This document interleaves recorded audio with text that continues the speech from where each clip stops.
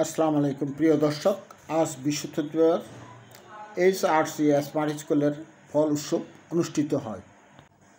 এই প্রদর্শনীতে আম, জাম, কলা, লিচু, জাম্বুরা, জামরুল, আতা, মন্ডল সহ নানা জাতের ফল রয়েছে। এই অনুষ্ঠানের প্রধান অতিথি হিসেবে উপস্থিত ছিলেন রায়পুর সাবেক উপজেলা চেয়ারম্যান ফজলুল করিম।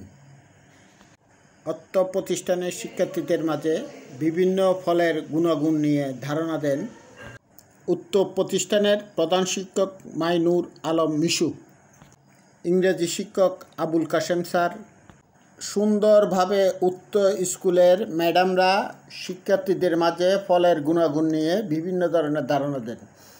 এর মধ্যে ম্যাডাম রয়েছে নূরজাহান, ইশরাত জাহান মেরিন, শাহানাজ আক্তার, তিথি রায়, রেহানা বেগম, ফেরদৌসী আক্তার আখি, উম্মে হাবিবা বিথি, মোস্তারি বেগম, ফাইজা আক্তার, উম্মে হাবিবা হেফি, ফলি আক্তার মিনু, নাবিলা আক্তার। উক্ত অনুষ্ঠানের প্রধান অতিথি বলেন, আমাদের শিশুরা যাতে বিভিন্ন ফলের সাথে পরিচিত হয়, এই কারণে আমরা নতুনভাবে এই উদ্যোগটা নিয়েছি। আর উক্ত অনুষ্ঠান সমাপ্তির পরে রায়পুর HRC স্মার্ট স্কুলে সাংস্কৃতিক অনুষ্ঠান অনুষ্ঠিত হয়।